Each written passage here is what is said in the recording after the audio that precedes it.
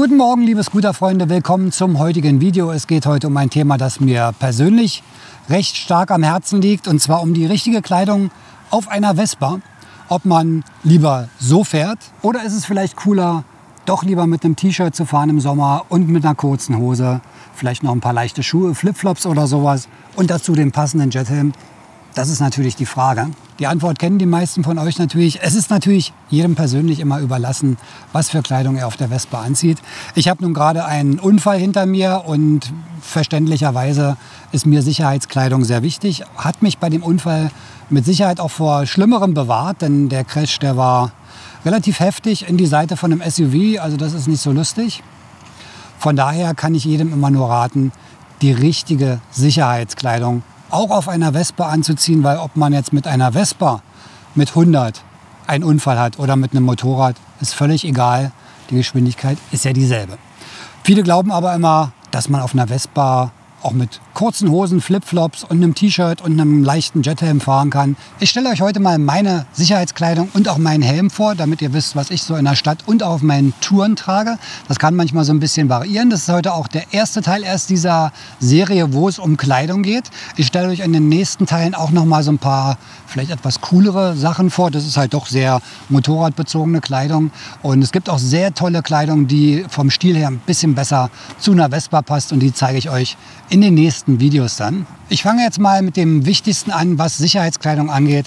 Und das ist natürlich der Helm, denn das Empfindlichste, was am Körper ist der Kopf. Wenn man da sich verletzt, geht es meistens richtig übel aus. Ein gebrochenes Bein oder einen gebrochenen Arm, das kriegt man in der Regel wieder hin und geheilt. Aber wenn es den Kopf erwischt, dann ist ganz schnell auch mal Schluss. Also ich bevorzuge Integralhelme, in dieser Variante jetzt einen weißen. Noch sicherer wäre natürlich so ein leuchtend gelber, aber gut, das wäre jetzt vielleicht ein bisschen sehr viel auf einer Vespa. Weiß ist sehr schön, passt zu fast jedem Scooter und ist natürlich im Verkehr extrem gut sichtbar. Ein schwarzer Helm, dazu schwarze Kleidung.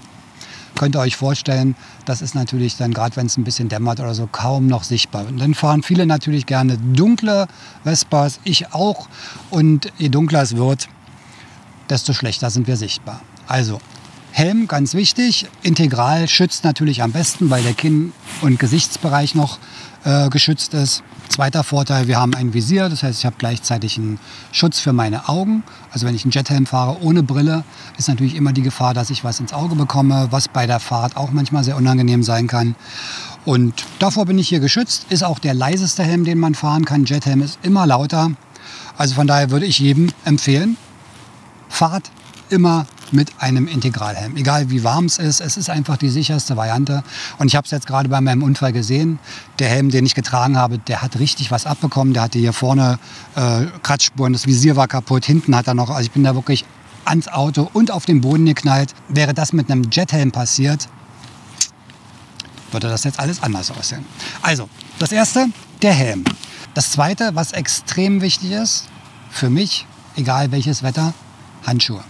Denn das Erste, was passiert, da muss man jetzt nicht mal einen Unfall haben. Da reicht es, wenn man in einer Kurve umfällt oder mal stürzt. Was macht man automatisch? Man stützt sich ab. Und wenn das Ganze dann auf dem Beton oder auf Steinen stattfindet und man hat keine Handschuhe an, wisst ihr selber, wenn ihr mit dem Fahrrad mal umgefallen seid oder mal einen kleinen Crash gehabt habt. Handschuhe ganz wichtig.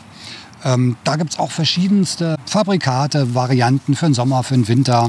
Wichtig für mich ist immer bei Handschuhen, dass die gute Protektoren haben. Einmal hier oben in dem Bereich der Knochen und natürlich in der Innenfläche, also sprich Handballen, da wo man sich abstützt.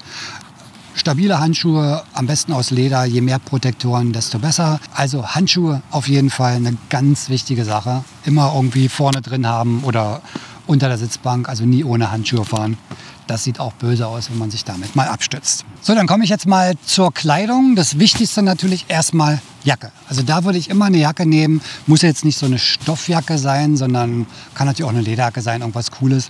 Wichtig dabei ist stabil, dass da im Idealfall Protektoren drin sind, in der Schulter, im Ellbogen und natürlich im Rücken, weil der ist sehr empfindlich, wenn man mal fällt, dass da ein guter Protektor ist. Da auch darauf achten, dass sie die richtige Schutzklasse haben, also immer auf die Sicherheitszertifizierung achten. Und ansonsten, ja, alles andere ist so ein bisschen Geschmack. Ich mag es halt, wenn es ein bisschen auch über die Hüften geht, damit es vom Wetter schützt und auch hier in diesem Nierenbereich natürlich ein bisschen warm hält. Viele Taschen sind bei mir immer hilfreich, weil dann kann man seinen ganzen Schlüsselkram, Papiere und so weiter, Smartphone reinpacken. Das finde ich ganz gut. Der nächste Punkt ist dann die Hose. Ich fahre auf Touren immer mit einer passenden Motorradhose zur Jacke, die also ein bisschen weiter ist, die auch Protektoren hat. Heute habe ich mal eine Jeans an. Das ist eine Revit Jeans, also eine Motorradjeans aus Kevlar. Auch die hat Protektoren, also ganz wichtig. Hier im Kniebereich gibt es auch unterschiedliche Varianten. Es gibt dünnere, etwas dickere, stabilere Enduro Knieschoner, die halt ganz groß und kräftig sind. Immer eine Frage, wo man jetzt gerade ist. Ich finde, das ist jetzt relativ unauffällig hier. Denn gerade wenn man jetzt in der Stadt mal irgendwie unterwegs ist, dann will man ja nicht mit solchen riesen Hosen rumlaufen. Da ist eine Jeans ganz praktisch, aber auch da kann man eine Kevlarhose nehmen. Schuhe, auch hier habe ich wieder Motorradschuhe. Das sind so eine halbhohen Stiefel. Etwas stabiler natürlich als jeder normale Schuh. Haben hier im Fersenbereich eine Verstärkung hinten, an der Seite noch Protektoren. Insgesamt halt ein bisschen stabiler. Und das wäre so meine Empfehlung. Da gibt es auch ganz viele Varianten, da gibt es auch coole Sneaker. Aber wie gesagt, immer darauf achten, dass die ein bisschen steifer sind, dass man trotzdem natürlich noch laufen kann gut und dass halt Protektoren im Knöchelbereich und hinten an der Ferse, dass das verstärkt ist, dass wenn man halt mal hinfällt, man nicht umknickt und sich gleich alles verletzt. Eine Sache habe ich noch vergessen und zwar trägt man die drunter. Habe ich heute auch mit an. Und zwar, hier dauert es noch ein bisschen, weil die Jacke so viele Reißverschlüsse und Innenjacken hat. Ich zeige euch die gleich mal im Detail, die ist wirklich ganz witzig. Ist ein Nierengurt. Hat in der Regel die Funktion einer Stützfunktion. Das heißt, wenn ich den jetzt hier zumache, kann ich den so ein bisschen spannen. Und dann habe ich hinten im Rücken eine gute Stützfunktion, gleichzeitig eine wärmende Funktion so ein bisschen für die Nieren hinten. Aber Hauptgrund bei mir zumindest ist, gerade bei längeren Touren, dass man hinten eine Stütze hat, dass man den Rücken ein bisschen beim Fahren entlastet. Finde ich sehr praktisch. Habe ich an sich auch mal gut bei der Stadt jetzt, wenn ich mal eine kurze Fahrt mache, nicht. Aber auf längeren Touren sehr, sehr hilfreich. So ein stützender Nierengurt. Den Link dazu packe ich euch auch mal unten in die Beschreibung rein. Sehr, sehr praktisch auf jeden Fall. So, jetzt mal die Büsejacke kurz im Detail. Also ist eine Stoffjacke, hat hier in den Schulterbereichen eine Kunststoffverstärkung drin. Darunter sind die Schulterprotektoren. Das gleiche hier am Ellbogen, Ellbogenprotektoren. Hier das Ganze mit einer Kunststoffbeschichtung noch drauf. Dann haben wir hier Reflektoren. Also das hat die Jacke überall, auch hier im oberen Bereich. An der Rückseite natürlich auch. Hier diese ganzen Flächen, die sind alle reflektierend. Bleiben wir mal gleich hinten. Hinten haben wir hier nochmal 2 große Reißverschlüsse als Belüftung. Im Sommer sehr hilfreich. Dann kann von vorne der Wind rein und hinten wieder raus. Dann haben wir hier in der Taille Verstellgurte, um die Jacke ein bisschen enger zu machen. Hier im hinteren Bereich eine große Tasche. Auch ganz praktisch. Kann man dann auch noch einiges reinmachen. Die ganzen Taschen klappen alle um, sodass die inneren Bereiche rumgehen und sind damit dann auch gegen Feuchtigkeit geschützt. Toll an der Jacke, also sie hat große Taschen vorne an der Seite, hier ist die Lüftung vorne, dann noch kleinere Taschen, hier an den Ärmeln noch eine kleine Tasche. Auch hier habe ich wieder die Möglichkeit zu belüften, so rum, oder auch, wenn ich vorne zu haben möchte, andersrum. Also ganz viele Funktionen, denn hier die Ärmel kann ich noch enger machen, damit es nicht mehr flattert, wenn es das tun sollte. Also viele Taschen dran. Jetzt gehen wir mal in den inneren Bereich. Das ist die erste Innenjacke. Das ist sozusagen die, ich sag mal, Temperatur-Winterfütterung. Die kann man mit einem Reißverschluss rausmachen, geht dann bis in die Ärmel rein. Hilft wirklich. Also die Jacke, da kann man einen ganz dünnen Pulli drunter ziehen, ist extrem warm, wenn man das hier drin hat. Dann gibt es ein weiteres Inlay, auch das ist herausnehmbar. Und das ist dieses hier, etwas dünner mit solchen Meshstoff. Das ist das Regen-Inlay, also eine wasserdichte Schicht, dass wenn die Jacke außen was durchlässt, dann ist es ja Stoff, das hält natürlich nicht alles ab, dann ist diese Schicht hier dazu da, dass nichts nach innen kommt. Funktioniert super. Hier innen die typischen Reißverschlüsse, wenn man jetzt seine Motorradhose mit der Jacke verbinden will, kann man das hier tun. Und darunter ist dann die normale Schicht. Auch hier wieder so ein Mesh-Material. Wenn es also sehr warm ist im Sommer, kann man beide Innenbereiche rausnehmen. Dann ist er auch sehr luftig. Hier ist der Rückenprotektor drin. Da gibt es unterschiedliche. Man muss natürlich immer gucken, dass der von der Form her passt. Da ist dann immer hier so eine Bezeichnung drauf. Hier ist SC 116 und wenn man danach geht, dann findet man immer das passende Modell, weil die haben unterschiedliche Formen.